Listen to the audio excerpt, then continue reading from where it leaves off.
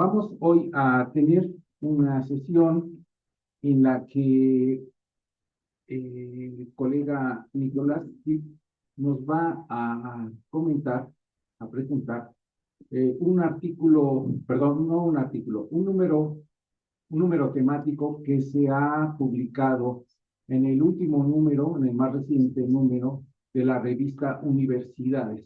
Esta revista Universidades la edita la Unión de Universidades de América Latina y el Caribe, y es una revista que pues ha tenido varias épocas, pero ya lleva,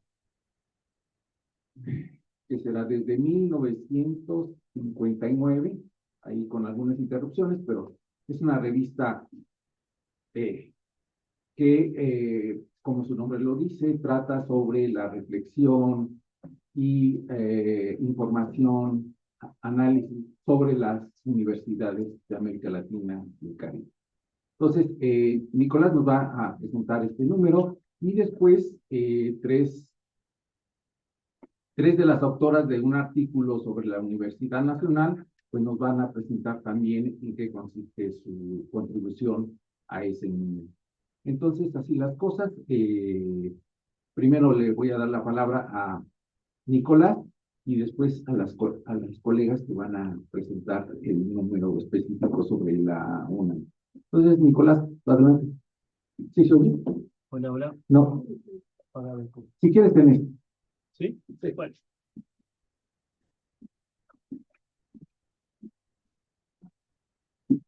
Bueno, gracias Armando.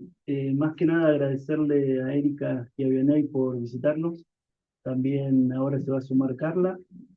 Y bueno, rápidamente para contarles, el dossier surgió gracias a una propuesta de Armando, que forma parte del comité editorial de la revista, ¿es así? Sí. Y en relación a esa propuesta se contactó Praxedis Razo, que es el editor de la revista, y así surgió la posibilidad de hacer este número. Y luego, por propuesta también de Armando y Roberto, la estamos presentando hoy acá, ¿no? Para decirlo rápido y hacer algo muy cortito, si ustedes ven el número, justamente lo que trata es sobre la universidad y los movimientos estudiantiles de América Latina y el Caribe en el siglo XXI, y se propone abordar ese tema a partir de tres dimensiones, que las dimensiones son pensar a la universidad y a los movimientos estudiantiles como un espacio de vivencias, como un espacio donde se cruzan biografías de distintas personas, retomando un poco la propuesta de una colega argentina que se llama Sandra Carli. Hace poco publicó un libro muy bueno sobre eso que se llama La Universidad como Espacio Geográfico. Otra dimensión es pensar a la Universidad de los Movimientos Estudiantiles como un espacio geográfico, sobre todo intentando poner en primer plano a América Central y el Caribe. Si ustedes ven el dossier, hay un trabajo de una colega muy buena, que es Ana Silvia Monzón, que trata sobre Guatemala, y también hay un colega de Puerto Rico que se llama Francisco Andrés Citrón, que trata una experiencia del siglo XXI de activismo estudiantiles de Puerto Rico. Y la última parte del dossier está vinculada a pensar también a los movimientos estudiantiles y a las universidades como un espacio de resguardo de memorias e historias. Entonces hay una contribución de un colega de España, donde tienen toda una experiencia de haber realizado un archivo del movimiento estudiantil español y un poco reflexiona sobre los problemas, las posibilidades que tuvieron en torno a realizar ese archivo. Y entre todas esas escalas, vivencias, geografías, historias y memorias, obviamente le queríamos dar un lugar importante a las experiencias feministas del siglo XXI, teniendo en cuenta que esas experiencias son centrales no solamente para pensar en sí mismo cómo fueron, sino para pensar un poco cómo las universidades tuvieron un conjunto de políticas en torno a las demandas que plantearon esos movimientos estudiantiles o esas experiencias estudiantiles. Así que yo nada más diría eso, si lo pueden leer y después compartir los pareceres. Son trabajos muy actuales, con experiencias muy recientes, y bueno, es como una invitación a la lectura y a recibir eh, pareceres de los distintos trabajos que componen el dossier. Y bueno, ya entrando a al trabajo que en especial queríamos presentar hoy. El trabajo lo hicieron Erika, Vianey y Carla, que justamente nos visitan, y es un trabajo que trata sobre los movimientos estudiantiles feministas en la UNAM, y también cómo la UNAM se posicionó o no se posicionó, o tuvo tensiones o contradicciones frente a las demandas que planteaba este movimiento reciente. Y creo que por la experiencia que tienen tanto Erika como Vianey, eh, visto esa experiencia de distintos lugares y también a protagonizarla de distintos espacios, creo que es un trabajo que vale mucho la pena leerlo porque tiene como un abordaje bastante complejo de distintas dimensiones, ¿no? Así que yo me gustaría estar ahí. Vamos para la presentación. Bueno, sí, muchas gracias. Muchas gracias, Nico. Pues también agradeciendo a las autoras de este artículo, pues tenemos a dos de ellas. Tenemos a Vianey Mejía Jiménez, que estudió la especialidad en estudios de género en el área de estudios teóricos y metodológicos, el género y feminismo. Es egresada también de la licenciatura de Filosofía en la Facultad de Filosofía y Letras de la UNAM. Dice, en donde desde el año 2016 se especializó en el activismo y el trabajo de base feministas. Además, coordinó diversos cursos, diplomados y seminarios centrados en la ética académica en sus distintas aristas que van desde la propiedad intelectual hasta la promoción de prácticas comunitarias para una convivencia libre de violencia por razones de género. Sus investigaciones se centran en la violencia sexual y la violencia por razones de género dentro de las instituciones de educación superior, las las genealogías feministas, así como los recursos epistemológicos y de lenguaje para la justicia, Ha colaborado en distintas asociaciones civiles para capacitar al funcionariado del gobierno y cuerpo policíaco en temas de violencia de género. Asimismo, fue asesora parlamentaria en el Congreso de la Ciudad de México, y sus líneas de acción se centraron en la protección a los derechos humanos con perspectiva de género.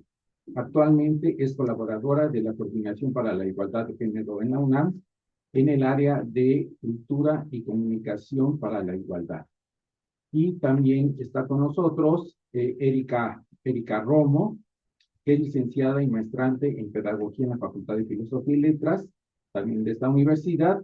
Su formación y su quehacer académico se orientan a los vínculos entre la educación y el género, así como al estudio de movimientos feministas universitarios. Ha sido facilitadora de talleres y docentes dentro y fuera de la UNAM en asignaturas vinculadas con los feminismos y la prevención de las violencias por razones de género.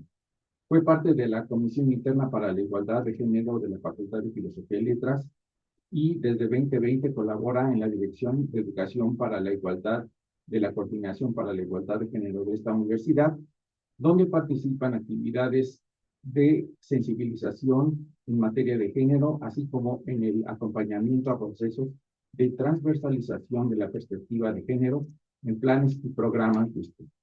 Pues muchas gracias por estar con nosotros y bueno, les paso el micrófono.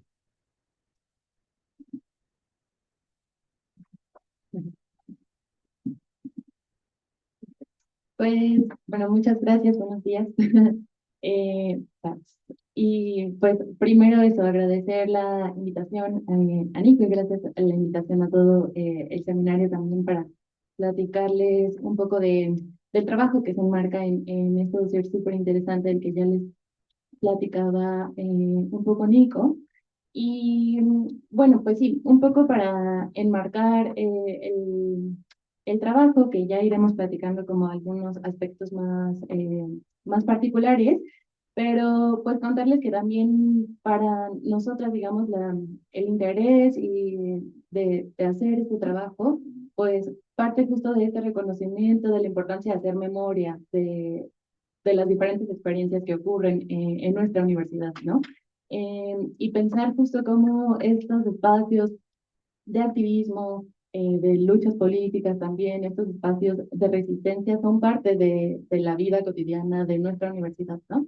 Y cómo eso justo tiene, pues tiene impactos en las propias dinámicas de la institución, de la población, ¿no? Más allá de pensar solo en el movimiento, que digamos de por sí puede ser ya interesante, hacer esa articulación, ¿no? Cómo lo que ocurre dentro de las movilizaciones puede estar teniendo ciertos impactos en la política institucional, en los procesos comunitarios, en lo que ocurre en las aulas, ¿no? En cómo se vive, cómo se piensa la universidad en su conjunto, ¿no? Entonces, un poco de ahí es la intención.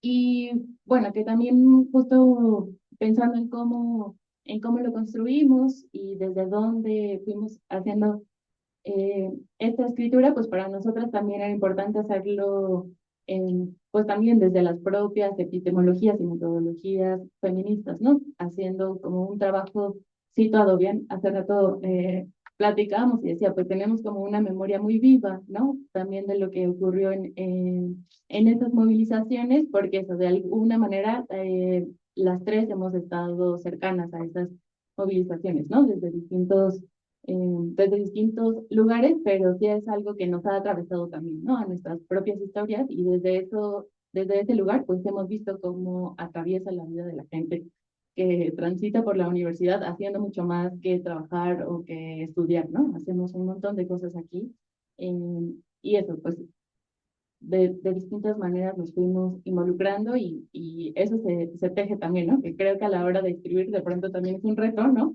Porque cómo hacemos que eso no quede como en la anécdota, ¿no? O que fuente nos lo inventamos, ¿no?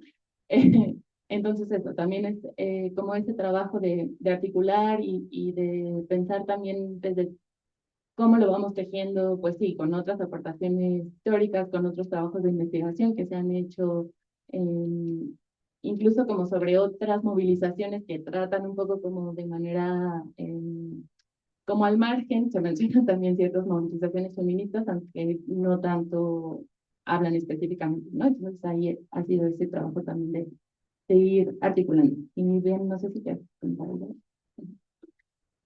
Gracias. Sí, antes de entrar de lleno, bueno, igual gracias Nico, Carly y a todo el comité.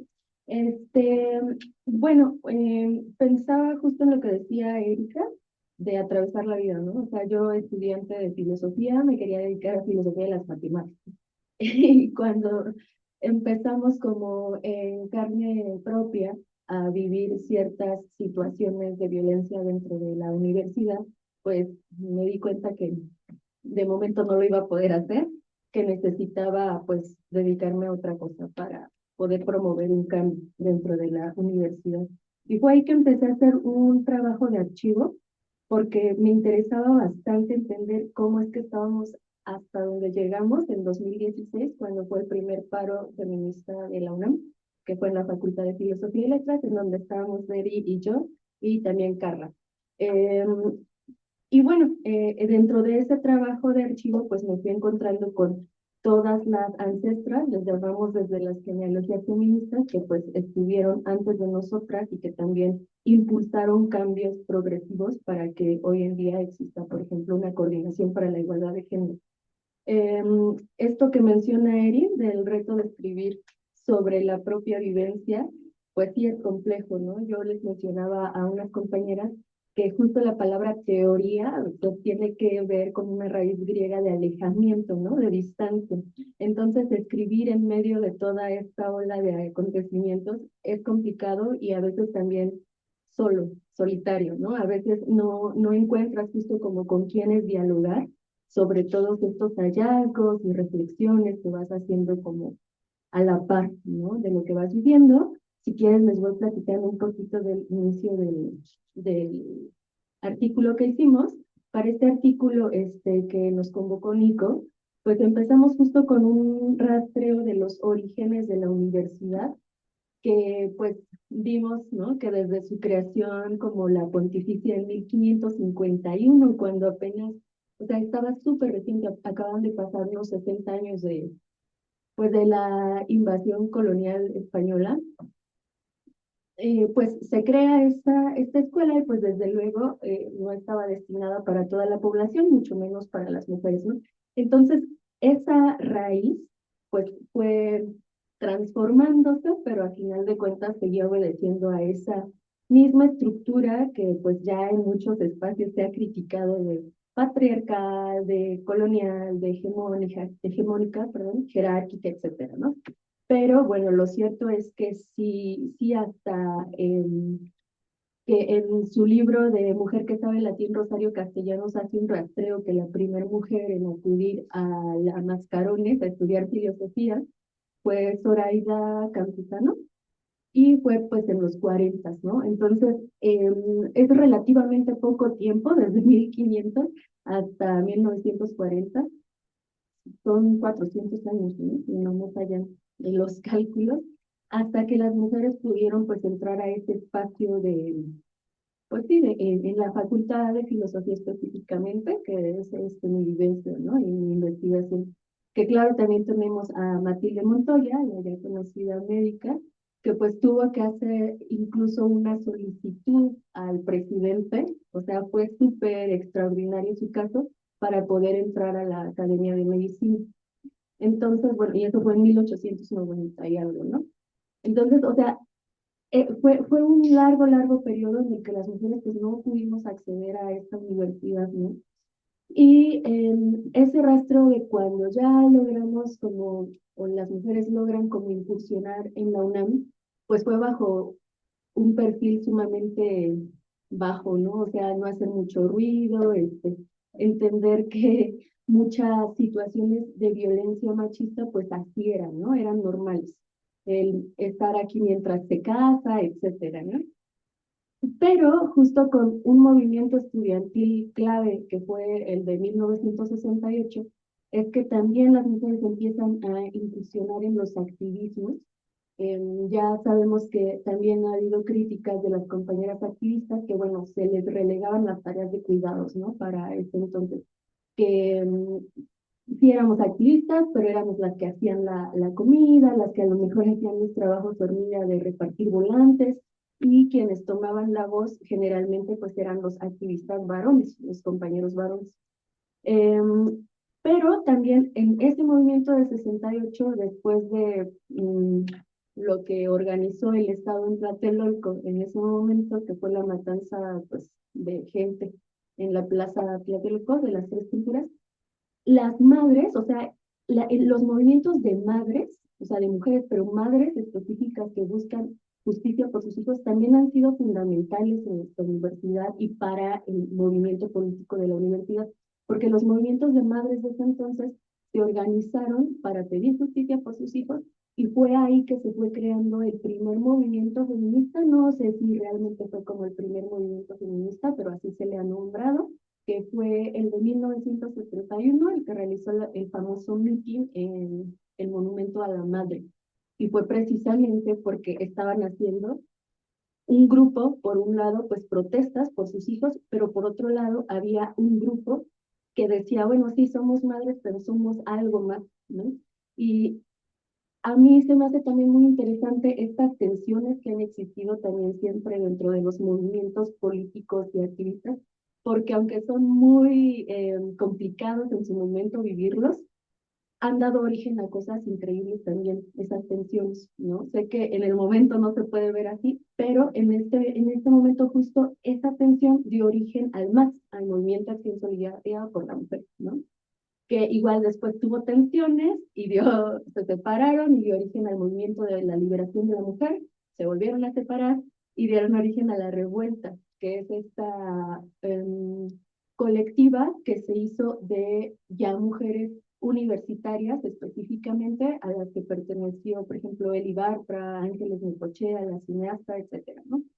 Y encontré por ahí unos archivos, unas entrevistas, donde Elena Ampudia, Lorena Ampudia, disculpen, Lorena Ampudia, menciona cómo justo la revuelta iba a repartir fanzines a la Facultad de Psicología, que es donde ella estudiaba, y a otras, ¿no?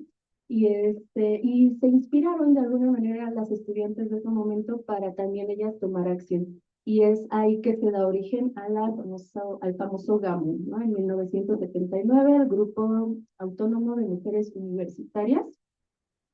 Y se me hizo muy clave un testimonio de Lorena que dijo que ellas se estaban movilizando porque hubo un caso de violación sexual en las islas, ¿no? Y, o sea, yo no tenía idea de ese acontecimiento, de ese registro, y era una de sus principales demandas, que querían justo frenar la violencia sexual dentro de las universidades. Ya para 1984 logran institucionarlo en el Centro de Estudios de la Mujer, que como sabemos después da origen al PUEC, al lado de Graciela Hierro y otras feministas.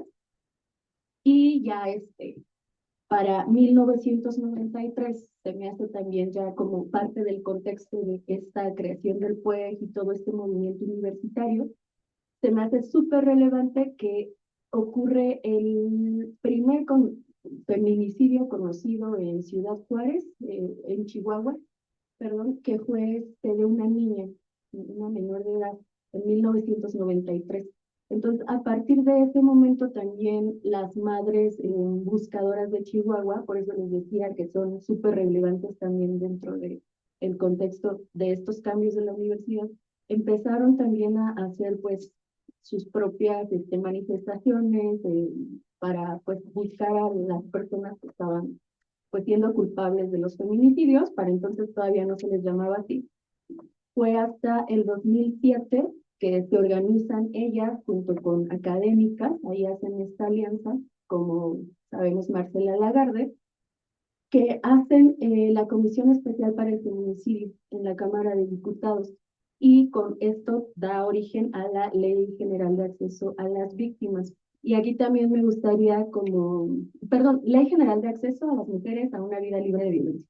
Y aquí también se me hace fundamental porque creo que el que de repente exista un instrumento que ya está diciendo que mereces el respeto a tu vida, el respeto a tus derechos, etcétera, a veces es lo que parece que destapa la cloaca de todas las violencias, ¿no? Pero no es que antes no hubiera, sino que las personas consideran que ya hay un mecanismo para el cual denunciar algo que pasó aquí cuando se hizo el primer protocolo en 2016, ¿no? O sea, las denuncias por violencia de género pues subieron me parece, ahorita no tengo bien el número, pero me parece que fue a 1000 o 3000%, o sea, subieron muchísimo. Y era obvio, ¿no? O sea, no es porque antes no hubiera, sino porque ahora teníamos la confianza en un primer momento de que ya iba a haber justicia, de que ya podíamos denunciar lo que estaba ocurriendo. Pero pues, así como los feminicidios hasta hoy en día no se han solucionado por esta ley ni por la declaratoria de alertas de género ni nada, pues también la violencia dentro de la universidad sigue existiendo, ¿no? Pese a que ya llevamos 3 versiones del protocolo que se han ido mejorando, perfeccionando, justo a raíz de las activaciones que han hecho las personas que tuvieron situación de víctima, que se dieron cuenta que, por ejemplo, en la primera versión, no, los hechos prescribían, perdón, o sea, ya era inválido tu dicho y no se podía hacer nada al año, ¿no? Cuando fuera de la universidad la prescripción mínima es de 6 años. Entonces, por ahí era como el primer problema, uno de los problemas más graves que detectamos en su momento, y pues por lo mismo empezamos a pugnar, ¿no? A pugnar porque se hicieran cambios ahí y porque también cuando los empezamos a activar nos dimos cuenta que aunque se llevara a cabo de la mejor manera el protocolo, no había una ley que sancionara porque el Estatuto General desde 1940, que no se actualizaba, y esto es relevante también porque les comento que hasta esos años fue cuando ingresó la comunidad de mujeres de manera un poco más masiva. Entonces, obviamente, el estatuto no consideraba que hubiera mujeres y que pudiera haber violencia pues machista hacia las mujeres en la universidad. Entonces, algo que siempre menciono es eso de que en el estatuto se sancionaba entrar alcohólico o en estado de ebriedad al campus, pero no se sancionaba la violencia sexual, el acoso sexual, el hostigamiento, las violaciones. Entonces, pues eso fue nodal, ¿no? O sea, ahorita Eri les va a comentar más al respecto, pero justo los activismos que se dieron en ese momento fue para cambiar todo ese sistema y bueno, llegamos ya a que se lograra cambiar el artículo 90. Ahorita Eri se nos dice. Sí, gracias, bien. Y, o sea, que un poco toda este recorrido también para nosotras era importante anunciarlo, como justo pensar cómo, aunque ahora vemos quizá formas menos explícitas de la exclusión hacia las mujeres y hacia las disidencias también, aunque trabajamos más hacia las mujeres, pues se transforman las prácticas también de exclusión al interior de las instituciones educativas, ¿no? Y también por eso pensarlo un poco como desde esta, sí, desde las maneras simbólicas también, y algo que también era importante para nosotras, como claro, están los casos de violencia directa que hay que nombrar y que también hay que acercarnos a eso, pero también pensarlo como un asunto que nos compete como comunidad, ¿no? Y justo como estos recorridos y como estos grupos de mujeres que se han ido formando al interior de la institución hablan de eso, ¿no? De un asunto comunitario y cómo entonces respondemos o no frente a ello, ¿no? Y que también como ir destacando, digamos, que las movilizaciones feministas y las movilizaciones de mujeres han, bueno, en general, digamos, pues los movimientos sociales, lo sabemos, son muy incómodos para las instituciones a las que están interpelando, ¿no? O sea, nunca hay como una relación tersa en ese sentido. Pero particularmente los movimientos feministas han sido muy incómodos porque señalan a la universidad y porque señalan a la propia comunidad, ¿no? Entonces, digamos, no son solo movimientos que se han compuesto por personas universitarias, sino que eso, que están hablando de cómo la propia estructura de la universidad, de cómo las personas que forman parte de la universidad generan estas dinámicas de violencia, de exclusión, y eso, ¿no? Desde ahí se va tejiendo mucho como esta incomodidad, este silenciamiento, pues sí, está incluso como falta de memoria de los movimientos, ¿no? Y que también, pues nos parece que van explicando por qué en 2019 y 2020 se ve con tanta fuerza la movilización, ¿no? Y que un poco sí, como en algunos espacios sí existe este imaginario de que antes no se hablaba de violencia de género, ¿no? Y como que de pronto detonó. Y sí fue algo muy visual, muy potente en esos años, ¿no? En 2019 y 2020, casi toda la universidad estuvo parada, más de 30 planteles, el bachillerato tuvo una presencia súper importante ahí, ¿no? No solo las escuelas y facultades, sino el bachillerato universitario tuvo un papel fundamental, ¿no? Creo que todos los planteles, ¿no, Carmen? Perdón, todos los planteles del bachillerato estuvieron paralizados, ¿no? Y eso sí tomó mucha fuerza, pero en realidad hay todo este camino que venía desde tiempo atrás, ¿no? Y que algo también como particular de las discusiones en 2019 y 2020, como de las lecturas que se hacían, era como cierta mm, co- como dificultad para comprender por qué las estudiantes estaban tan enojadas, ¿no?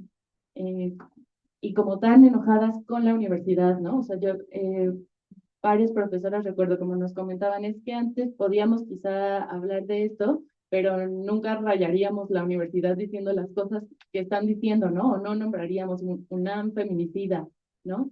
Eh, y que ahí, pues sí, hubo un proceso complejo como de la traducción entre las autoridades, la comunidad y las estudiantes por este enojo, ¿no? O sea, el enojo estaba muy, muy presente, pero por estos años y años de estar hablando y de que pareciera que se le hablaba al aire, ¿no? Que no había tanta respuesta de la comunidad, de la propia institución frente a eso, ¿no?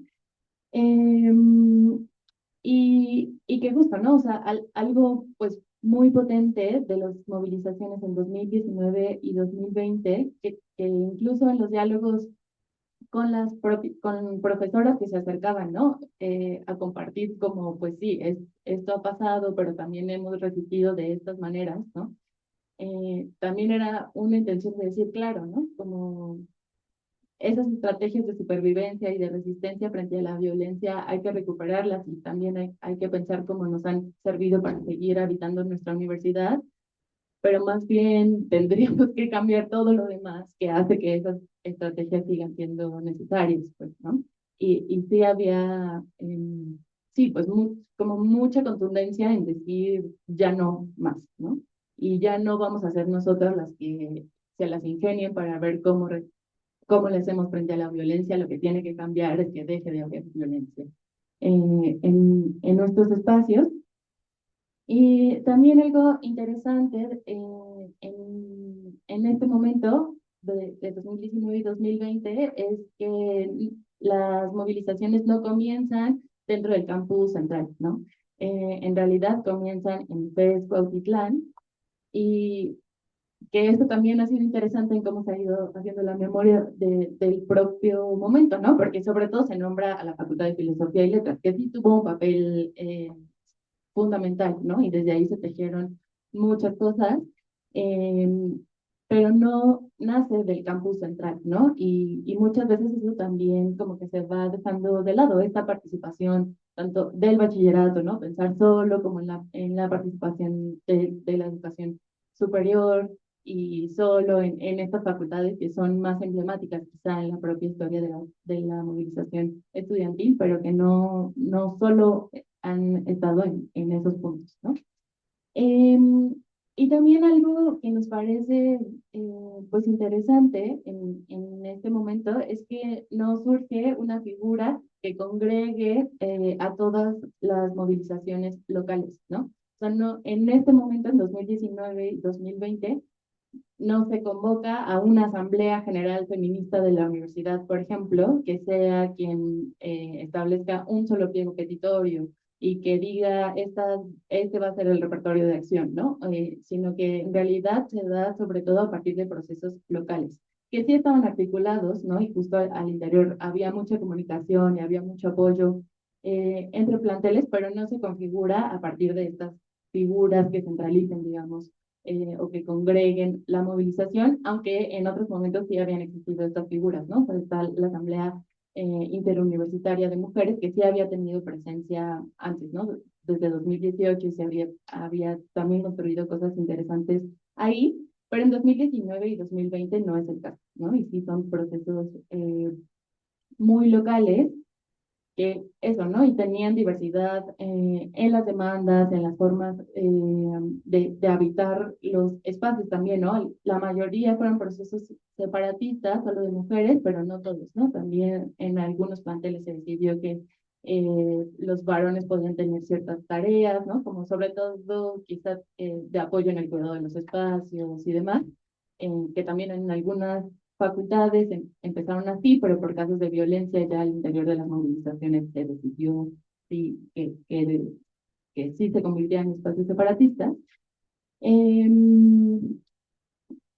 Pero bueno, dentro de esa diversidad, aún así, sí es posible, como después de trabajar con los distintos pliegos petitorios, que ahí también es un trabajo en el que Carla trabajó un montón, que seguro que podrá compartir algo también, pero algunos ejes que estuvieron muy presentes dentro de estos pliegos, pues fueron esto que venía comentando, la atención a la violencia por razones de género, pensar desde la legislación, desde la estructura, desde los procedimientos, eh, hacia adelante, y también había una intención de nombrar todos los errores que han habido en la universidad en esa atención, ¿no? Y hacer un reconocimiento de que la universidad, eso, ¿no? Le ha debido muchísimo a sus estudiantes por décadas.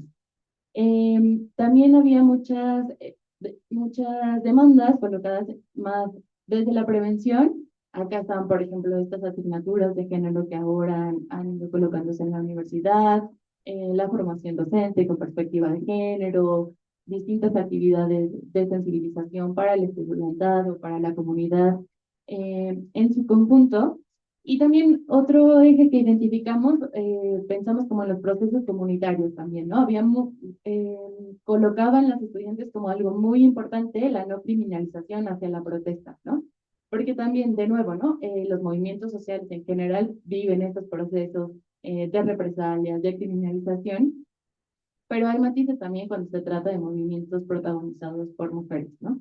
Y se junta también una misoginia tremenda, ¿no? En el trato, sí, como actitudes muy paternalistas también, hacia los propios estudiantes que están ahí generando los movimientos.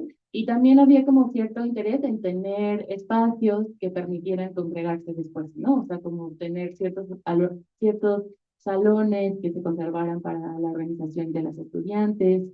Y sí, ¿no? En este sentido de cómo seguía activada de alguna manera las protestas, aunque acá justo es pues algo que atropelló la movilización, que ya había logrado cosas pues importantes como las que decía Vianney, del cambio del Estatuto General, los artículos 95 y 98, después también cambió el artículo 99 respecto a la conformación y funcionamiento del Tribunal Universitario. Y se habían generado distintos mecanismos, ¿no? O sea, sí hubo un avance importante en los pliegos petitorios a nivel local, ¿no? La propia creación de la Coordinación para la Igualdad de Género, que aunque era algo que las estudiantes no estaban colocando, ¿no? Sí, en las facultades, en las escuelas no se estaba pidiendo la creación de esta instancia, digamos, a nivel general de la universidad, pero sí era una demanda que presentaron profesoras en este marco también, ¿no? O sea, las docentes también se articularon y ellas sí hablaban de alguna instancia, ¿no? Fuera para toda la universidad. Pero bueno, todos estos procesos también se vieron atravesados por la pandemia, ¿no? Bueno, el resto de las experiencias, de las políticas, de todo lo que estaba ocurriendo en la universidad, pues también, ¿no? La pandemia atravesó de manera muy fuerte las movilizaciones. Algunas escuelas decidieron seguir en paro o con tomas aún durante la pandemia, pero la mayoría pues fueron cerrando, ¿no? Durante estos procesos porque se volvía cada vez más insostenible, ¿no? Además de que varios tuvieron una duración pues bastante extensa. Y eso, ¿no? También ahí pues fue interesante justo cómo se va articulando eso y cómo se va aterrizando entonces a los procesos de institucionalización, aunque con esa condición, ¿no? Que las estudiantes ya no estaban ahí presentes en los espacios, y sí, ¿no? Como con toda la crisis emocional y demás que generó también la pandemia y eso fue complicado después articularlo como desde los procesos institucionales. Y te paso la palabra, Carmen. Muy bien. A ver, no pasa que bueno, está con nosotros, se acaba de incorporar otra de las coautoras de este artículo, que es Carla Amosorrutia. Y ella es licenciada en Lengua y Literatura Hispánicas por la Facultad de Filosofía y Letras. Es egresada de la maestría en Lingüística Hispánica en el Instituto de Investigaciones Filológicas y ha cursado diversos diplomados en materia de igualdad de género. Ha participado en el programa de equidad de género de la Facultad de Filosofía y Letras y también en la Coordinación para la Igualdad de Género de la UNAM y en la actualidad es directora del área de gestión comunitaria de esa misma coordinación. Ha dirigido pues, tesis de licenciatura y sus líneas de investigación son la sociolingüística, el discurso de género, diversidad, igualdad y cultura, política lingüística, lenguaje incluyente y no sexista, feminismo, lenguaje y violencia de género. Pues bienvenida, Carla, adelante. Pues de entrada, una disculpa por llegar tarde, Andabas pero es atorada que en el tráfico. Xochimilco tiene ahorita varios cierres, entonces para salir de Xochimilco hay que volar y como no lo logro, pues entonces, bueno, pues yo creo que mis colegas ya platicaron súper sobre los tres grandes apartados que conforman el artículo que construimos a 6 manos, y me toca hablar un poco de los procesos institucionales hacia la igualdad de género y una vida libre de violencia. ¿Qué fue lo que nos motivó también para colocar este trabajo histórico? Porque efectivamente no hay nada en la universidad que relate el camino de la transversalización y la institucionalización. Si ustedes revisan, hay documentos institucionales, están los lineamientos generales para la igualdad de género, el documento básico de fortalecimiento de la política institucional en materia de género, el protocolo, el acuerdo rectoral para prevenir, atender, investigar y sancionar casos de violencia de género, e incluso los documentos que tuvo la Comisión Especial en su momento de equidad de género.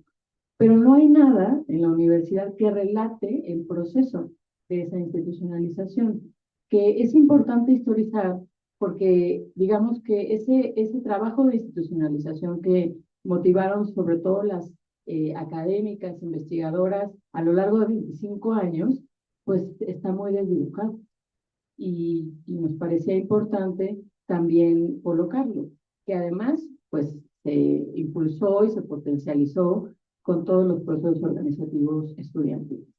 Me parece que también es relevante poderlo decir. Sin las movilizaciones estudiantiles no se hubiese visibilizado todo ese trabajo que es un antecedente importantísimo en la UNAM para trabajar el tema y que incluso también nos da la posibilidad de entender que no es nuevo ni es coyuntural, sino que tiene un pasado que ha sido constante y permanente, pero que no ha sido en algunos momentos relevante y no se pone también el ojo en ello.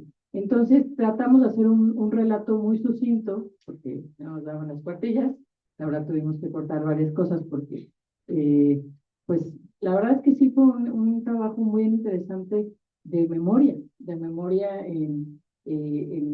pues sí, en este proceso de caminar hacia la igualdad en la universidad, y digo caminar porque seguimos en ese proceso, y entonces pues tratamos de poner aquellos momentos desde los años 80 que fueron importantes, nombrar a los grupos de académicas como el Colegio de Académicas Universitarias, el Centro de Estudios de la Mujer, donde además participaron la doctora Norma Blázquez, que es la actual coordinadora para la igualdad de género, y muchas otras colegas que también participaron en esos procesos, que desembocaron en incluso un proyecto institucional. En el 2004, en el 2005 se institucionalizó en el Consejo Universitario, donde aparece esta Comisión Especial de Seguimiento de las Reformas a la Equidad de Género en la UNAM.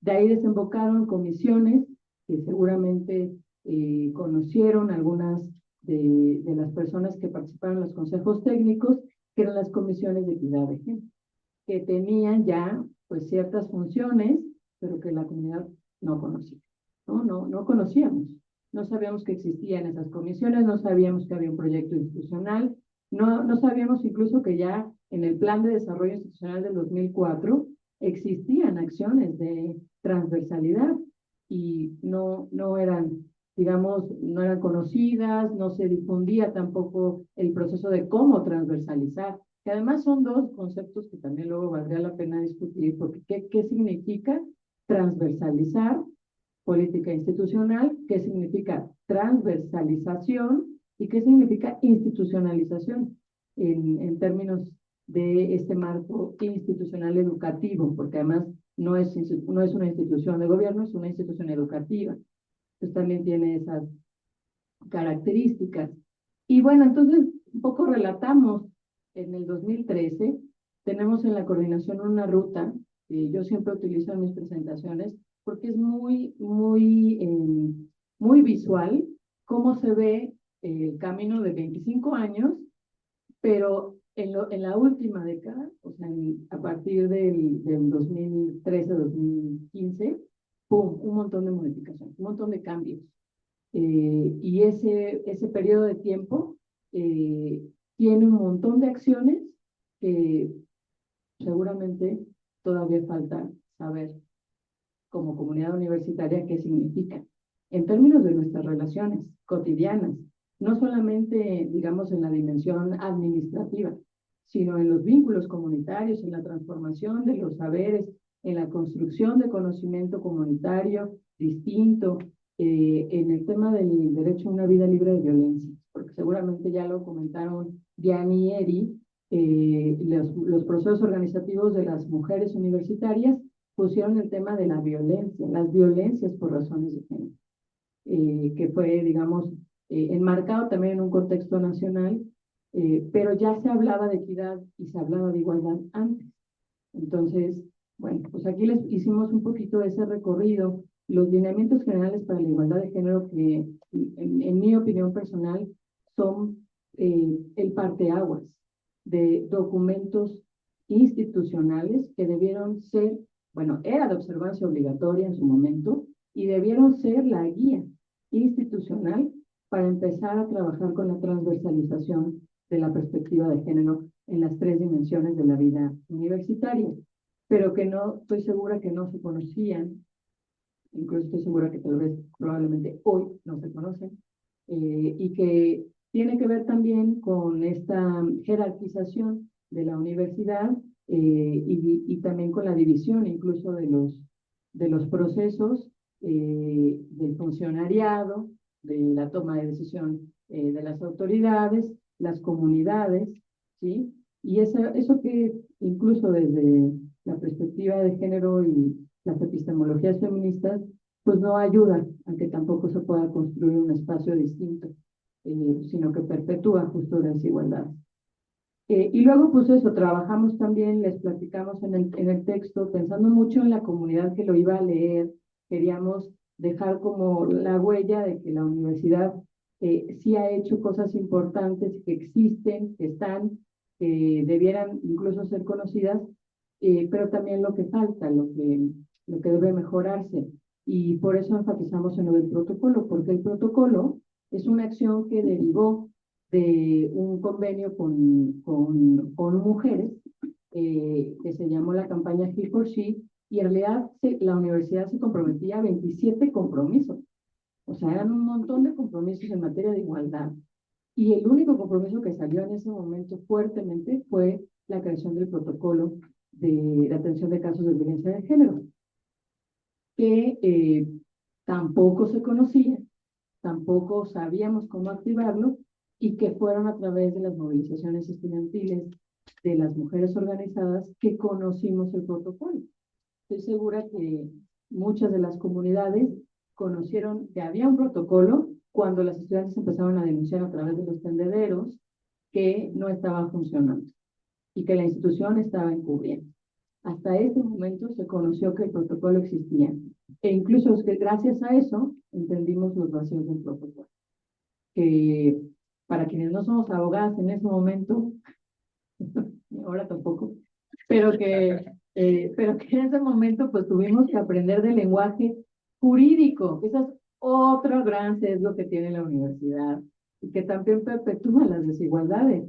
¿Cómo conocemos el lenguaje técnico jurídico que maneja la Universidad Nacional para poder entender los temas de prevención, de atención, de investigación y sanción de la violencia de género, incluso armónico o no a la normativa nacional e internacional en materia de derechos de las mujeres? Y ahí también nos dimos cuenta de otros vacíos que las estudiantes ya lo habían vivido. Cuando las estudiantes en los pliegos petitorios ponen modificación del Estatuto General, lo hicieron porque habían, muchas de ellas ya activado el protocolo, ya habían conocido a la UNAD en ese entonces, que era la Unidad de Atención de Denuncias de la Oficina de la Abogacía General, ya habían pasado por el Tribunal Universitario en muchos de esos casos, ya había pasado por la sanción de las personas titulares e incluso ya habían sido rechazados. O sea, ya habían pasado por ese proceso institucional que hoy en día sigue siendo incluso poco comprensible, no solo para la comunidad, sino incluso para las autoridades universitarias. Y eso también es algo importante de recalcar. Entonces, tratar de entender el lenguaje jurídico del ámbito administrativo de la Universidad Nacional Autónoma, porque incluso la autonomía aparece ahí también importante en términos de lo que hacen en gobernanza y en administración de su propio procesos jurídicos, que no siempre empatan, incluso yo diría, a veces contravienen la normativa nacional en materia de derechos de las mujeres. Entonces ahí lo conocimos cuando nos toca a las académicas y nos toca a las que en ese momento participábamos en instancias de atención, en acompañamiento de casos, pues que no entendíamos. No entendíamos qué era eso, no entendíamos por qué no en el estatuto no estaba violencia de género y por eso lo rechazaba el tribunal. No entendíamos por qué, si el protocolo decía que la participación de 2 integrantes en la comunidad con uno que participara se activaba el protocolo, por qué el tribunal universitario decía que no se podía sancionar si las dos partes no eran comunidad universitaria. No entendíamos por qué el titular o la titular tenía que sancionar, ¿no? Es decir, como había muchísimas dudas y aquí tratamos de poner, por ejemplo, una cosa fundamental que también fue parteaguas de las movilizaciones estudiantiles, que fue la prescripción de los hechos de violencia. En el primer protocolo se ponía 1 año de prescripción y eso era contravenir fuertemente la CEDAW y la Belén do Pará, que son los convenios que México ha firmado en materia de derechos de las mujeres y sobre todo con el tema de violencia contra las mujeres. Entonces se modificó efectivamente la Facultad de Filosofía y Letras, que aunque no fue la única, pues sí fue la primera que intentó dialogar sobre este tipo de problemáticas, también pues con lo que se podía, porque como no teníamos todos los elementos jurídicos, se nos ocurrió construir un seminario de protocolo y legislación universitaria con el Instituto de Investigaciones Jurídicas, con el CIEG, que en ese momento tenía la Secretaría de Igualdad, y la Facultad de Filosofía y Letras.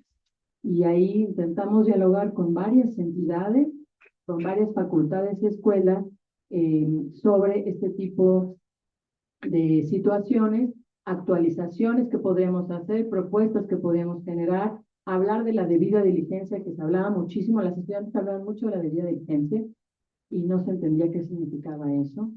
Es decir, que sí había una diferenciación incluso lingüística de términos que utilizaban ya las estudiantes que conocían la normativa nacional y la universidad, que seguía con sus mismos términos y conceptos jurídicos que pues, llevan varias décadas siendo los mismos.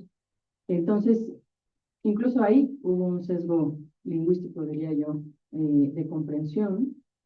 Y entonces, pues narramos ahí también lo de las mesas que hubo de atención a los asuntos de seguridad, de los asuntos de género, lo que hicieron las autoridades universitarias entre el 2018, 2019 y ya con las movilizaciones y las tomas, cuáles fueron como las respuestas de todas estas instancias que ya estaban, como la Comisión Especial del Consejo Universitario, la Oficina de la Abogacía General, para que la comunidad pues diera las propuestas, construyera las propuestas en sinergia y pensar en una solución. Pero la verdad es que las modificaciones normativas que se dieron, las 3 del 95, el 98 y el 99, sí fueron también un parteaguas. O sea, colocar en el Estatuto General que no se había modificado 30 años atrás una modificación como la de la violencia de género fue, por supuesto, una victoria de las mujeres organizadas. O sea, si no había pasado antes, incluso con todo el trabajo que las académicas habían impulsado en los diferentes institutos, en los centros, si no se había colocado en la normativa universitaria a ese grado, digamos, los derechos de las mujeres universitarias, como ya estaba o se pretendía hacer en la normativa nacional, pues bueno, yo sí creo que es un avance sustantivo que se podían modificar 3 artículos de esta normativa en meses. O sea, digamos que la voluntad política es importante, pero sobre todo la argumentación del por qué tenía sentido modificar el Estatuto General y ahí los pliegos petitorios que analizamos. La verdad es que una de las primeras trabajos que se hizo en la Coordinación para la Igualdad de Género cuando se crea fue el análisis de los 32 pliegos petitorios.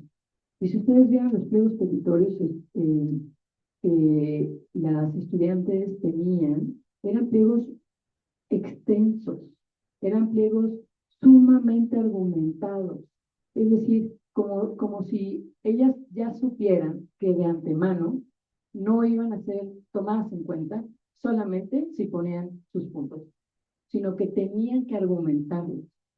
Eso previo, sin siquiera haber tenido las mesas de diálogo. Eso también es muy interesante, porque quienes conocemos otros movimientos sociales, movimientos estudiantiles, que conocimos los pliegos petitorios, bueno, la verdad es que los pliegos petitorios de las estudiantes en el 2019 y 2020 son verdaderas tesis. Que cuando nosotros los leíamos, decíamos, ¿por qué tienen que argumentar tanto? ¿Qué pasó si todavía no tenían mesas de negociación, no tenían mesas todavía de diálogo? O sea, ya tenían de un pliego, tenían 20 cuartillas con argumentación nacional, internacional, con datos, en fin. Entonces, estas modificaciones estructurales, además de las normativas, fueron también sustantivas, porque la creación de la coordinación, que si bien no fue algo que pidieron las estudiantes, sí algunas académicas que intentamos proponer algo que fuera permanente y que no solo se quedara en la coyuntura, sino que fuera permanente y pudiera sí darle operatividad a la política institucional, que siempre es un problema, porque como no se conocen los documentos y no está muy claro cómo transversalizar, pues la verdad es que nunca llega a transminarse esos documentos institucionales, y había que pues buscar la forma, el mecanismo, el dispositivo, y pues la creación de la coordinación, ese fue el sentido, lo entendimos así, como lo que pasó con la Defensoría. Una de las demandas de los estudiantes era no a la discrecionalidad de las sanciones en los casos de violencia de género, porque si son las personas titulares, pues por supuesto que puede haber discrecionalidad. Quienes están sancionando, pues son parte de la comunidad académica. Entonces, se pide una instancia autónoma que pudiera hacer el trabajo de atención especializada, y entonces también la reconfiguración de la Defensoría es muy interesante. Si ustedes leen su estatuto, también tiene un montón de funciones que no había aparecido en ningún otro documento. O sea, también es innovador, ya que después de eso se traduzca en la realidad, como pasa en toda la política institucional, pues bueno, también se van identificando diferencias. Y ya para concluir, pues hicimos unas conclusiones en el texto desde la mirada crítica, porque efectivamente hay las políticas institucionales que son verticales, no son exitosas si no se construyen mecanismos horizontales de transversalidad. Y entonces no funcionan documentos tan bien hechos, porque hay documentos que están muy bien hechos y que son incluso un orgullo en términos de que la universidad tenga un documento así, pero no sirve de nada si no se construyen los mecanismos comunitarios para que esa política se traduzca en prácticas, en conductas, en actitudes, en socialización, en que los vínculos y la interacción entre las personas cambien. Eso es lo que necesitamos, eso es lo que queremos, que los espacios libres de violencia que siempre se dicen, ¿qué significan? ¿Qué significa para las mujeres, para los hombres, para las personas de las sexodiversidades, para las personas indígenas, para las personas con discapacidad, con algún tipo de capacidad extendida? ¿Qué significa espacios libres de violencia? Y entonces pusimos aquí pues también algunas ideas que nos han surgido en el camino, porque además las tres trabajamos en la coordinación y nos hemos dado cuenta también que la resistencia no solo es comunitaria, la resistencia es de la estructura incluso pues patriarcal que tiene la propia universidad. Seguramente también platicaron Jan o Eri sobre pues, que las universidades son espacios que no fueron pensados para las mujeres. Trabajando temas sobre diversidad, inclusión y equidad, y como que la resistencia en las universidades, yo creo que es algo muy similar. Y de hecho, estuve dictaminando un artículo que de repente surgió un tema que yo no conocía, que se llama de la no performatividad de Sarah Ahmed, que me parece que es como un concepto que puede aplicar súper bien a este tema. O sea, como la simulación y la forma en que la universidad una otra vez como que o sea, aprueba estos estatutos y todo eso, pero en la práctica pues, no se hace nada, ¿no? Y creo que en el contexto de Estados Unidos el hecho de que con el gobierno de Trump ahorita, que con poquita presión y bueno, mucha presión también, pero como que las universidades ya desistieron de sus políticas de DEI, ¿no? Nuestra universidad y todo, se ve como lo frágil que son estas iniciativas. Entonces, no sé, como que nada más era un poco comentar ese concepto que me parece que aplica un montón de cosas en las universidades, en la forma en que finalmente gobiernan la protesta social, ¿no? La protesta estudiantil. O sea, cómo lo contienen y lo gobiernan a través de estas como cosas de acciones de dientes para afuera. Eso por un lado, porque a mí me ha parecido increíble hablando con mis estudiantes las veces que me han contado de historias de horror en donde no pasa absolutamente nada, donde denuncian, ¿no? Entonces, por otro lado, quisiera pues preguntarle su apreciación por lo que decía Alec. No sé si hay estadísticas ahorita, obviamente como que empiezan a aflorar las estadísticas cuando está el público, que mencionaron, ¿no? ¿Cómo está la situación ahorita o qué saben de hace un par de años por acá? O sea, y de los casos resueltos, o sea, de cuál es como su evaluación de la efectividad de estas políticas, o si seguimos en una simulación total, ¿no? Gracias. ¿Alguna otra? Después, bueno, si quieren reaccionar estos dos.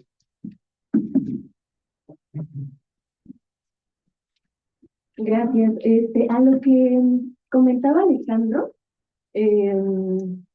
bueno, yo creo que esta aceleración sí tiene que ver con las redes, ¿no? O sea, como esta mass media, que pues de pronto ya llegó a todas y ya nos está como, pues está democratizado, ¿no?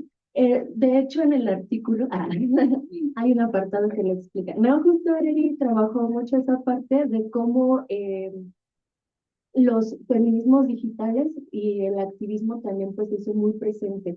Tenemos lo del Me Too, ¿no? Lo de Mi Primer Acoso, o sea, todas estas plataformas que además justo en el borde o en el límite de la institucionalidad, cuando no se nos estaba atendiendo, cuando no nos respondían, estas plataformas fueron pues una herramienta increíble para poder difundir pues todo lo que estaba pasando, los tendederos, o sea, un montón de cosas para convocar asambleas, ¿no?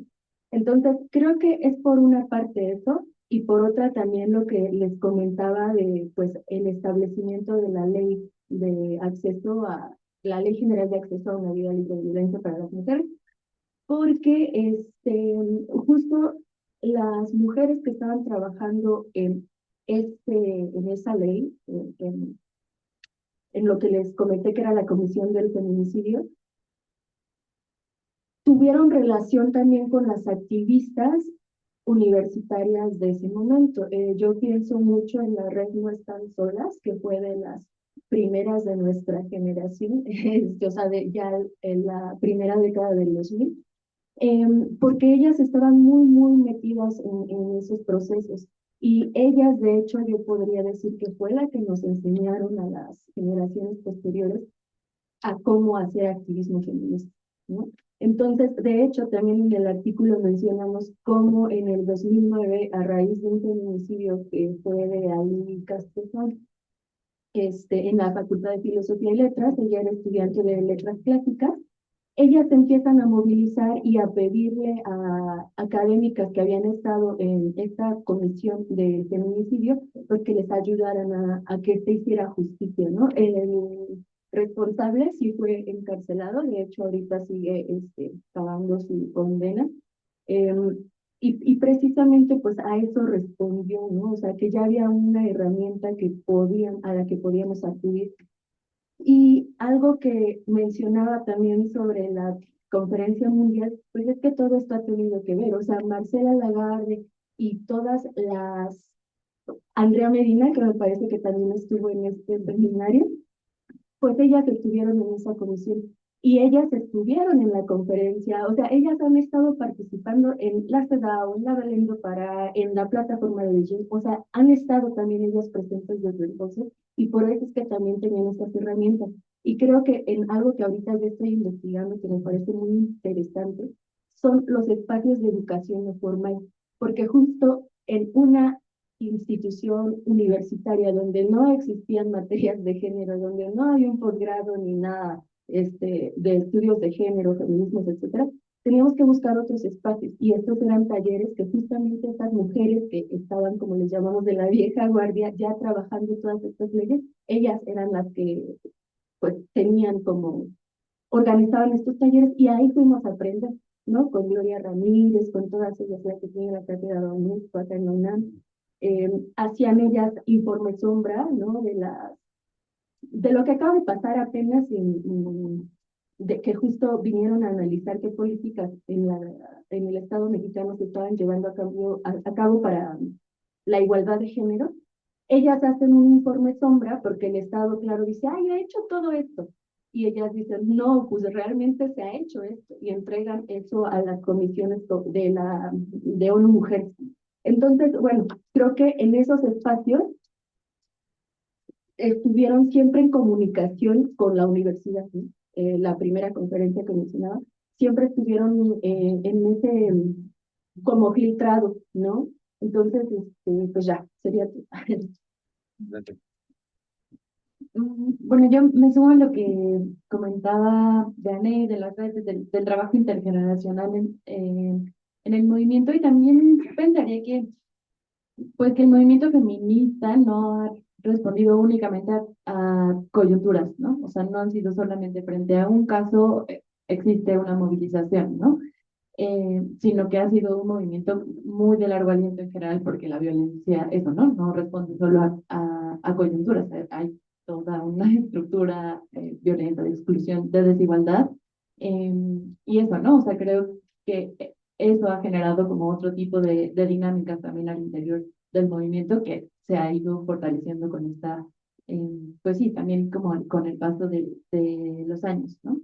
Y sobre el comentario que hacías, Marion, sobre la simulación y este trabajo de Sarah Ahmed, sí, también creo que es muy pertinente, ¿no? Para pensarlo justo desde los feminismos, que también ella pues lo trabaja mucho desde ahí. Creo que para nosotras también por eso ha sido importante pensar lo institucional con lo comunitario, ¿no? O sea, no solo hablar de la política institucional y de qué está pasando en la normativa y en las estructuras de la universidad, sino siempre ver eso, cómo se va respondiendo con los procesos, pues sí, eso, con los procesos comunitarios, con cómo la gente se apropia o no de lo que está pasando, incluso qué ha pasado ahora con las movilizaciones, ¿no? Porque también después de este momento muy álgido en 2019, 2021, también hubo mucho cansancio en las comunidades, ¿no? Que de pronto ya no tomaban, había, o sea, filosofía y letras duró mucho tiempo que muchas facultades estaban parando y filos que siempre paraban no paraban, ¿no? Ya para nada, ¿no? Y era raro, pero eso, ¿no? También hubo un momento súper tenso de mucho cansancio y también eso, ¿no? Pues están como todos estos procesos y también creo que una complejidad es que justo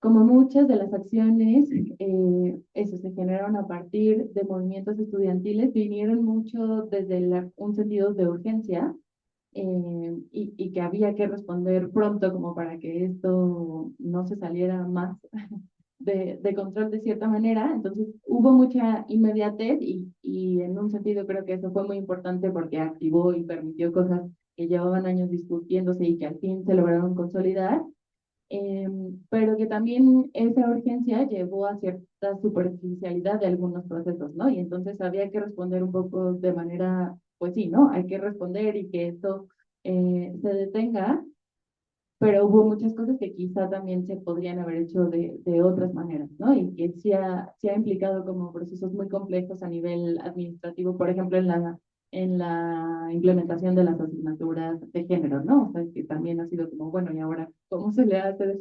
De hecho, para que haya profas que puedan atender a todo el estudiantado, ¿no? Y quiénes van a ser los encargados. O sea, ha implicado un montón de procesos complejos por esa urgencia, ¿no? Que no digo que haya estado mal responder de manera así inmediata, pero que sí tiene también una complejidad en cómo se dieron esos procesos, ¿no? Y que sí, creo que es súper importante también estar atentos ahí como a esos procesos de simulación.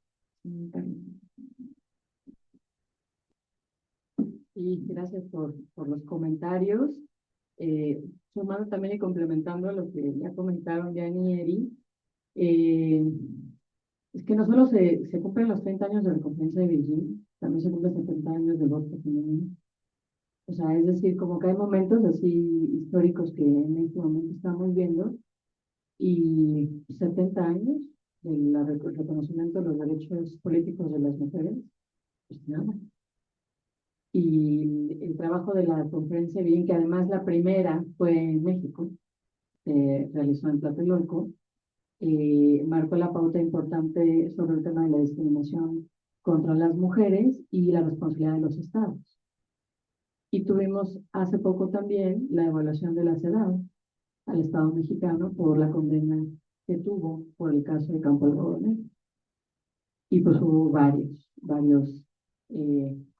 digamos, varios comentarios al Estado mexicano que sigue siendo omiso. Y el trabajo del campo algodonero, donde participaban muchísimas colegas como Marcela y otras colegas abogadas, que es incluso una pauta internacional con el tema de feminicidio. O sea, América Latina, Brasil, Argentina, o sea, tienen la sentencia de campo algodonero como un referente internacional en el tema de feminicidio.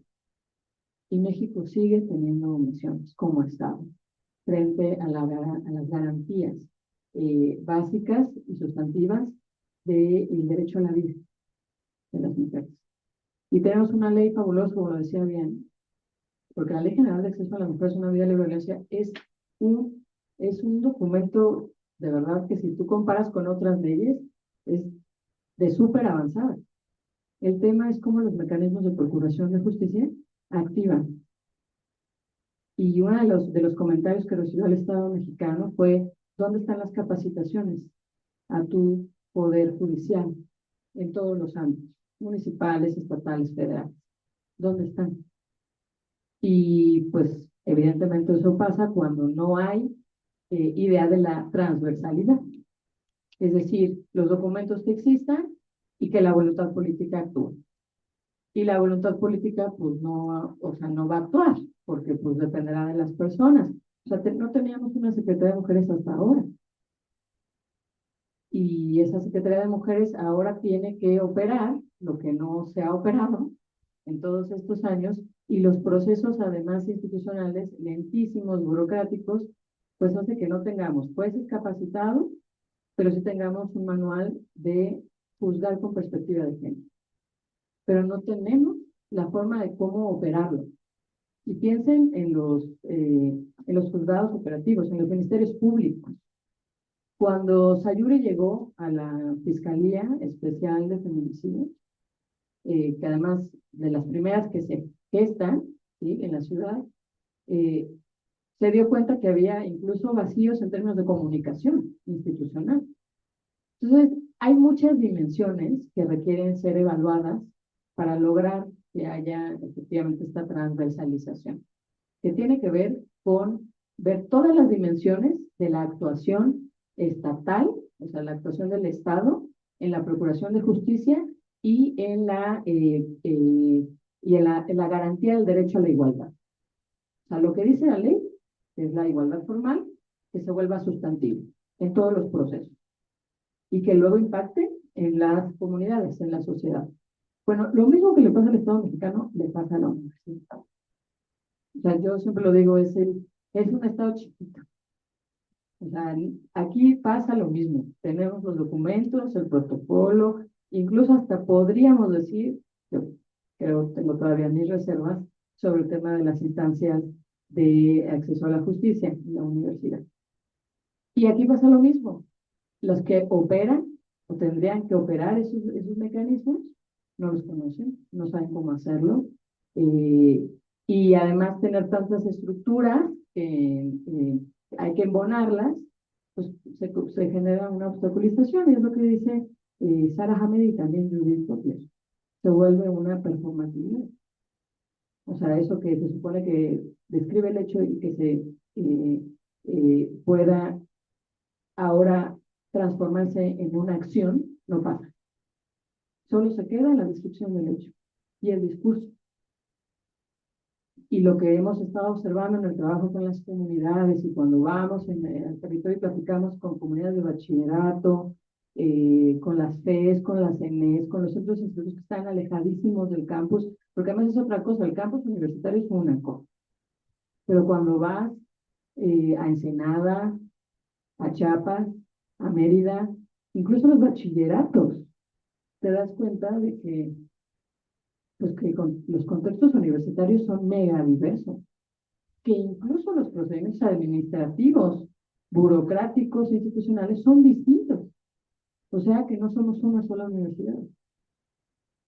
Somos 3 universidades y lo dividimos en los niveles, ¿no? Bachillerato, licenciatura y posgrado.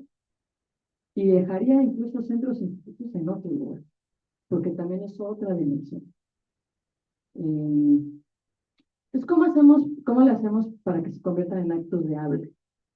Esas descripciones performativas, que se transformen porque Sara en el libro de denuncia, que a mí me parece que es muy fabuloso para entender cómo la propia institución genera sus propios mecanismos de denuncia, que ojo, es un legado del movimiento feminista, o sea, los feminismos se hicieron a denunciar, de eso se trata, o sea, sí es un postulado feminista, cómo las mismas instituciones crean sus mecanismos para que esas denuncias no funcionen. Y eso es lo interesante de analizar. ¿Por qué? ¿Por qué pasa eso? ¿Por qué el propio sistema habilita mecanismos de denuncia, pero sigue sin deshabilitar los mecanismos de obstaculización? Y lo viven entonces las estudiantes, lo viven las académicas. Entonces, como que desentrañar esos mecanismos requiere conocer muy bien cómo funciona la universidad. Y no solamente desde la parte jurídica, sino incluso política. Cómo funciona.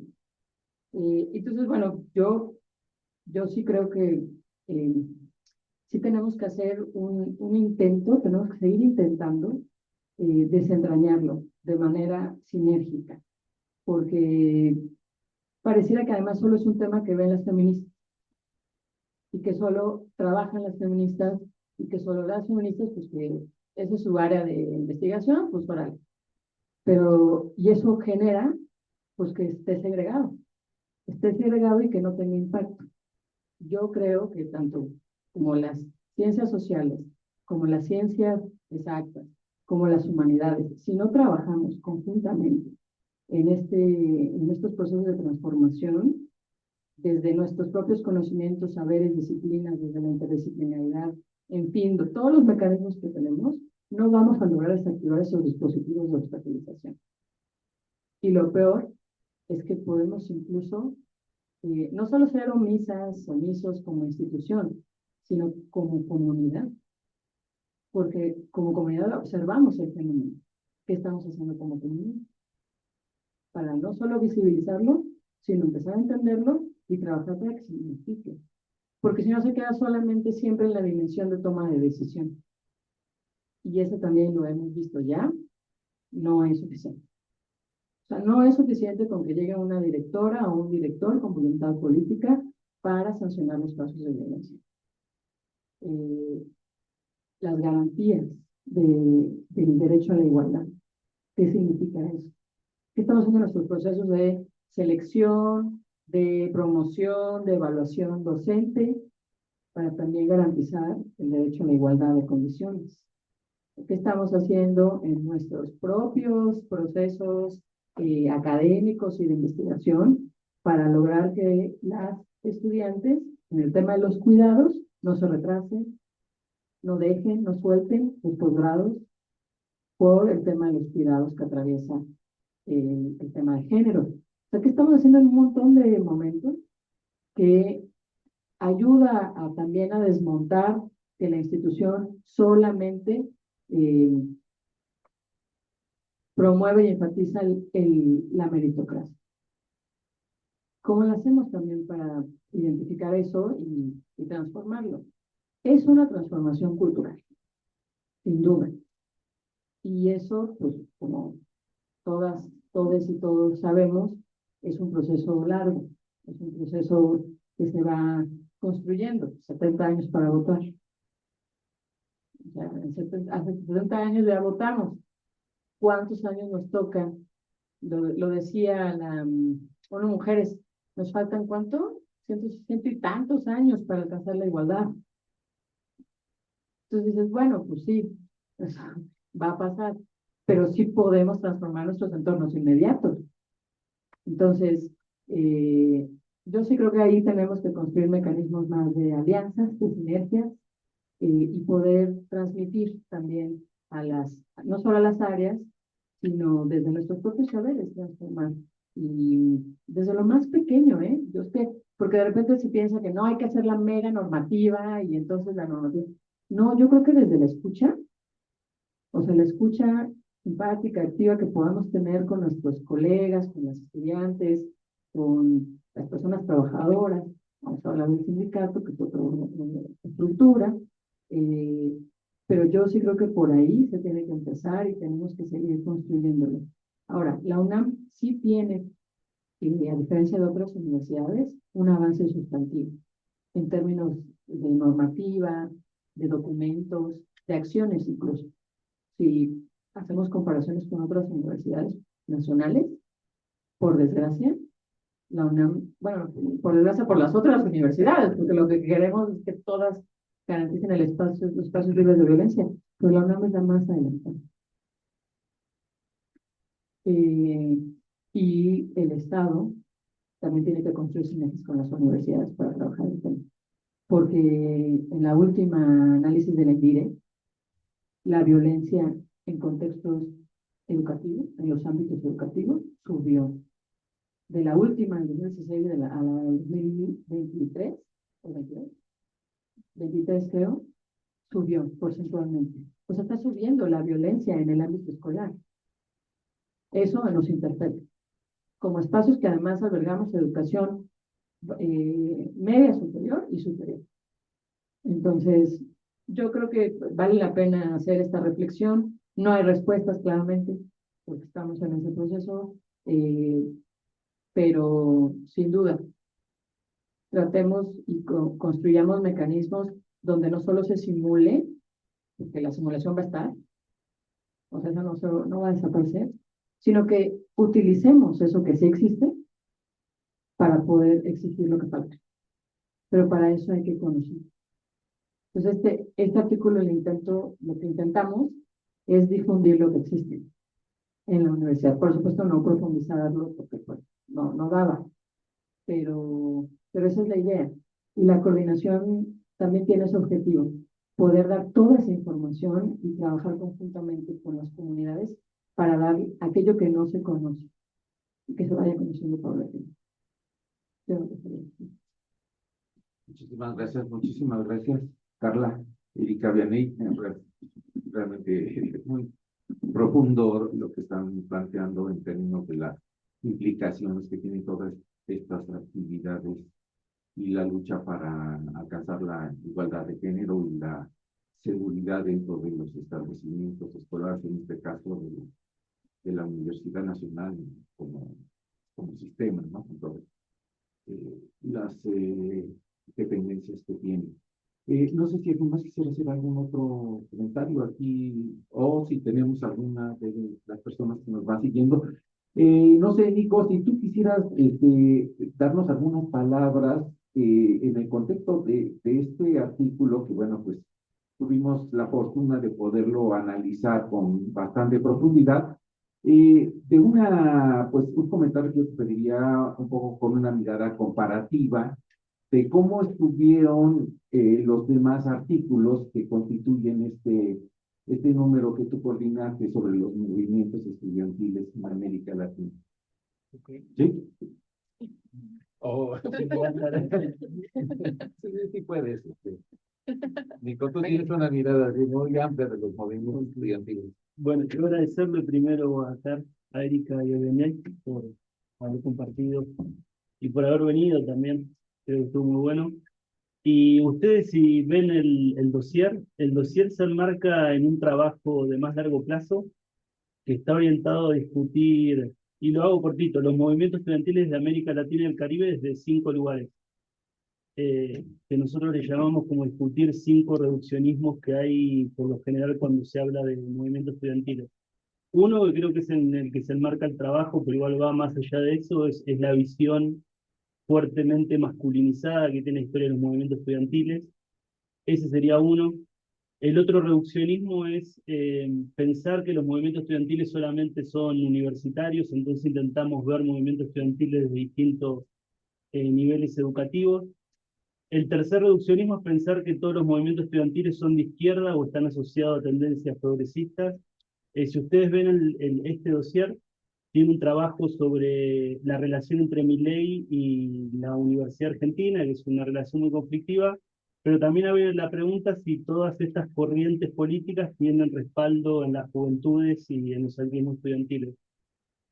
Ese sería como reduccionismo político. Y el que le sigue, y por eso acá hay un trabajo de Guatemala y de Puerto Rico, es salir de esos trabajos que hablan de América Latina y solamente tienen como referencias a Chile, a México, Argentina, Brasil, y darle lugar, e intentar llegar a una diversidad geográfica integral de la región, y también preguntarse si hay diálogos sistemáticos y profundos entre toda la bibliografía brasilera. Esa también es una pregunta, ¿no? Y toda la bibliografía de América Latina de habla hispana. Y también preguntarse por el Caribe, que tiene un habla francófona, un habla anglosajona y todo también una corriente hispánica, si hay vinculación. Y el último reduccionismo que está vinculado a todos estos trabajos es salir del reduccionismo temporal, que es creer que los grandes movimientos estudiantiles solamente fueron la Reforma del 18 y el año 68, y mostrar como una diversidad de temporalidades, y sobre todo recuperar algo que es muy clásico, pero no se lo retoma mucho, que es ver cómo los propios activismos tienen repercusiones en las políticas institucionales, ¿no? Que eso se ha perdido mucho en los análisis. No en todos, hay trabajos que lo tienen, que lo ven y lo reconstruyen, pero eso es algo que, digamos, toda la vertiente que estudia la reforma universitaria lo tenía muy presente y después se fue perdiendo, y se empezaron a ver los movimientos estudiantiles como más algo anecdótico, algo que explota en un momento y después terminan, y no tanto vinculado a la vida interna de las instituciones, ¿no? Entonces creo que ahí, bueno, ellas lo mostró muy bien, y en el trabajo, por ejemplo, de Ana Silvia Monzón también se ve mucho eso en el caso de la Universidad de Guatemala. Y bueno, no es un trabajo individual, sino al contrario, es como una línea colectiva. Creo que están teniendo todo el campo que está estudiando movimiento estudiantil, y está saliendo un poco de los trabajos más clásicos vinculados al 68, a la reforma, que justamente tenían esas visiones como más cerradas sobre el tema, ¿no? Eso agregaría como para... Ah, muy bien. Yo quisiera tomar, gracias, No, la no. palabra nuevamente. Sí. Justo estaba pensando, y se me olvidó mencionar un poquito, que esto que pasó en Ciudad Juárez, que fue como parteaguas también para los movimientos al interior de la universidad, ya lo estaba analizando Alaí de Popa y su grupo de trabajo con en la revista FEMI.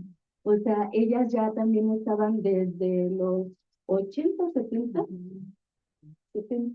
Sí. Eh, Por ahí, haberla visto. Sí. ella estaba precisamente, bueno, ellas, perdón, estaban diciendo que la forma en la que se estaba pauperizando la zona, con estas maquilas y con la falta de educación que tenían los hijos de las trabajadoras, de cuidados, etcétera, iban a ocasionar, o que eran como un laboratorio para la delincuencia. Y bueno, 30 años, 40 años después ocurrió, ¿no? Entonces, es que también como que este papel que la universidad tiene en el análisis de las posibles violencias. Y otra cosa, ya hablando de otra cosa, precisamente lo que mencionaba Carla de no hacer políticas verticales y que se extienda a más allá de solo las feministas, etcétera, creo que es fundamental. Y algo por lo que yo aprecio muchísimo a Carla es porque ella precisamente, o sea, desde los inicios de estas protestas contemporáneas, siempre nos escuchó, ¿no? O sea, siempre nos escuchó, nunca fue como de que, no, yo soy académica y ustedes, o sea, como que esa línea creo que ya no funciona, ¿no? O sea, marcar esos límites ya no son funcionales, porque precisamente para lograr transformaciones reales se necesita la participación de toda la comunidad, ¿no? Y por eso también siempre pedimos en su momento que se incluyeran políticas que abarcaran la seguridad de las trabajadoras del sindicato y las académicas, de las estudiantas, ¿no? O sea, de todas, porque no podíamos solo pedir por las estudiantas que eran tal vez las que en ese momento eran más visibles, pero siempre hubo una colaboración con activistas académicas que desde hace mucho ellas también estaban trabajando. Por ejemplo, Carla, que viene también de los movimientos del 99, y ellas también nos nutrían mucho, o sea, nos decían tal vez por dónde ir, cómo manejar estos recursos discursivos para los pliegos petitorios, ¿no? Porque justamente no lo hubiéramos podido lograr en un mes, ¿no? O sea, ese bagaje con el que se escribían los pliegos. Entonces, pues me parece muy importante el seminario del que habla Carly, justo fue una propuesta inicialmente de estudiantes que querían que se resolvieran casos de violencia y de ahí derivaron más proyectos, que es un observatorio, no recuerdo bien el nombre, pero es el que lleva Ruby de la Coordinación Nacional, el ONGIES. Y ahí justo hay datos de lo que preguntaba María, de transparencia, de qué casos sí se han resuelto, cómo se ha ido avanzando como en las políticas de las instituciones educativas, y no solo de la UNAM, sino también comparativamente, porque le pueden echar también un... ¿Cuáles tienen el...? En la página de la CIBO, Ah, pero es del ONIGIES, el Observatorio Nacional de Igualdad Ah, en Educación. Perdón, yo también, con lo que nos compartías, Nico, como en este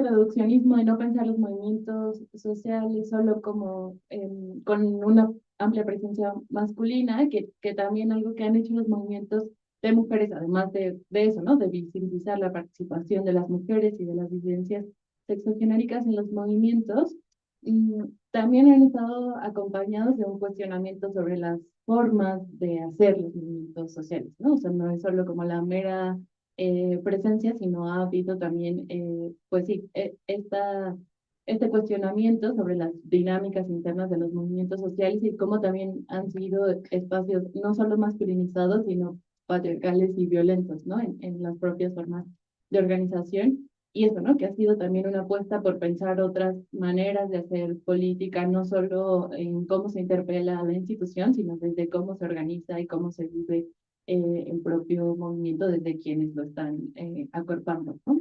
Y esto, ¿no? Incluso desde los tiempos, en 2019 y 2020 las estudiantes decían mucho como, pues nos vamos a tardar lo que nos tengamos que tardar en hacer los pliegos petitorios porque nos importa estar relativamente bien mientras estamos acá, ¿no? Y no tenemos como toda la maquinaria institucional para responder al mismo ritmo que nos puede responder la universidad, ¿no? Y eso, ¿no? Como ha sido mucho esta apuesta también de pensar de qué otras maneras se dialogan, qué otros mecanismos de decisión y de toma de acuerdos existen más allá de la asamblea, ¿no? O de sí, como de las formas organizativas que ha habido mucho aquí en la universidad y desde otros espacios, y creo que eso también ha sido importante en estas movilizaciones. Es que ya, Como tú ya quieras. todo. No, pues sí. Muchas gracias, muchas gracias. No sé si hubiera algún otro comentario, pregunta, y si no, bueno, pues agradezco una vez más, agradecer a nombre de todos mis colegas del Seminario del Programa Universitario de Estudios de la Educación Superior, pues su participación, todo esto que nos hicieron reflexionar y que vamos a seguir reflexionando durante no sé cuánto tiempo, porque sí tienen unas implicaciones pues, para la vida cotidiana, no solamente de quienes estamos aquí en la universidad, sino como ustedes también lo han dicho, pues afuera, ¿verdad? Porque es un problema pues, nacional, mundial, ¿no?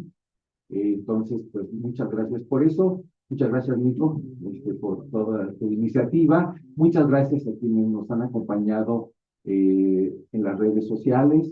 Y bueno, pues para todas, todos, todes, muy buenas tardes.